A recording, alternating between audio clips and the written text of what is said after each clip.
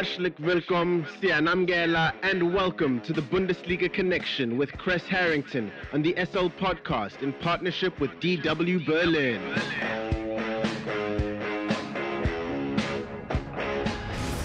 It's time for the latest from Germany's domestic football league, the Bundesliga, and more. For that, we are joined by Chris Harrington from our partner station Deutsche Welle in Berlin, Germany.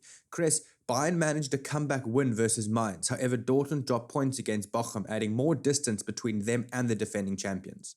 Yeah, the results, you have to watch both sides, Bayern Munich and Dortmund, with the standings being a two-horse race right now. And in terms of Bayern, they were crowned winter champs in the process. It seemed as if Mainz wore itself down with a strong first half. We tend to see that against the weaker sides in the Bundesliga. The one thing Bayern has going for them, and always will, head and shoulders above their competitors in the league, is their depth. Okay, Bayern's second string, I've said this before, can finish in a Champions League spot in the Bundesliga. And Jamal Musiala scored the late game winner in this one. And it was a nice goal. He's contributed nicely, being one of the youngsters with the defending champions. But all in all, it wasn't your best win, your best performance. No atmosphere at all due to the fact that being ghost games, and more of that expected down the season. Now, the other match is more interesting. Bochum, a recently promoted side. They are rivals with Borussia Dortmund. They had a historic draw. Picking up points against Borussia Dortmund is history for them, and to add salt to the wound, they had fans in their stands shouting, only FC Bayern will be German champions. Now, for all you viewers out here, I'll give you an example of that's a German word. It's called Schadenfreude. And basically that means when you find pleasure in someone else's demise. And the Bochum, fans celebrated their point, shouting this at Dortmund, saying that only Bayern can be champions. That's quite the vote of confidence for Bayern. I'm sure they had a smile on their face after that.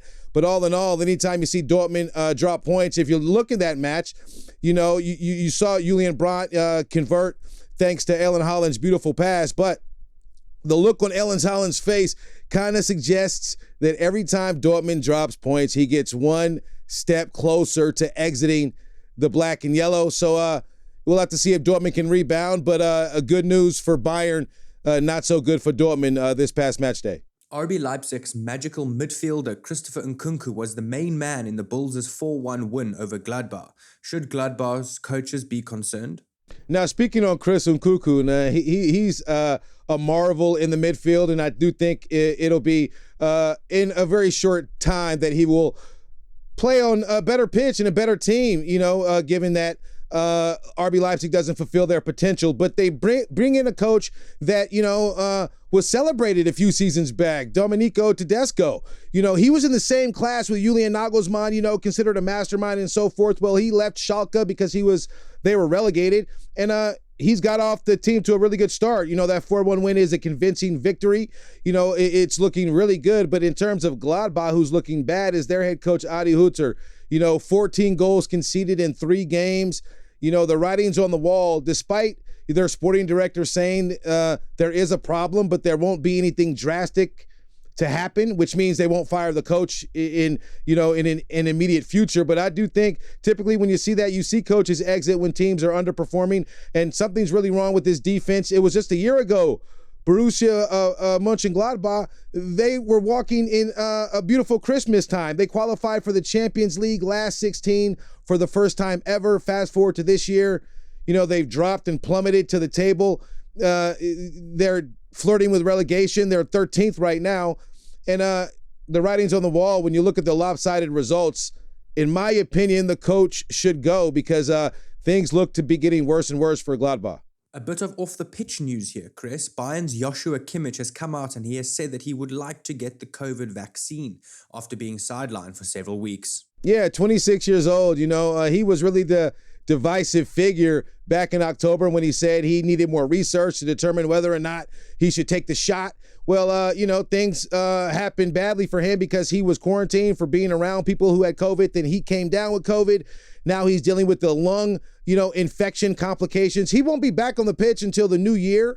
And I think it's the right move for him to make because, he was ruffling the wrong kind of feathers here in Germany. Politicians, we're kind of putting him in the crosshairs because he is a role model. He is young. And I do think, especially in Germany, the Bundesliga being very popular, the athletes on the pitch need to be careful with what the decisions they make because it tends to have a trickle-down effect.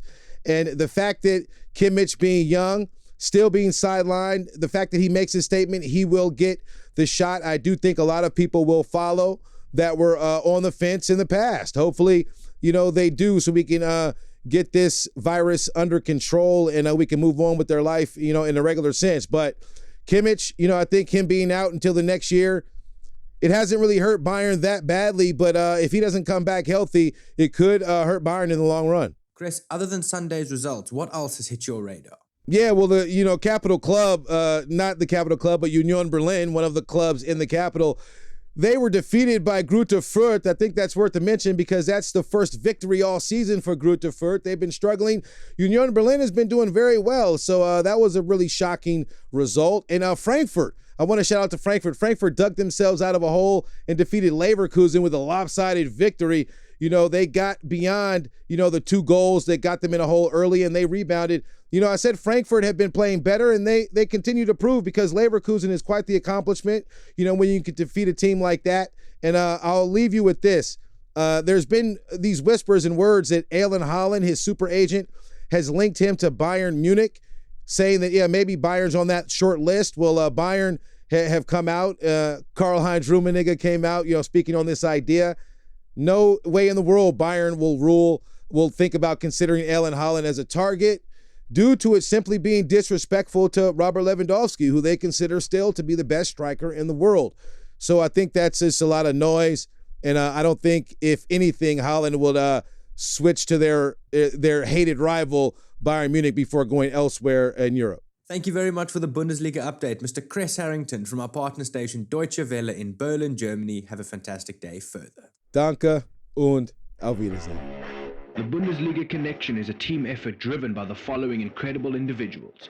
The show is hosted by Aidan Hewitt and Chris Harrington. It is produced by Chris Harrington. It is edited by Aidan Hewitt and Uli Presch, and graphics are provided by David Scullard.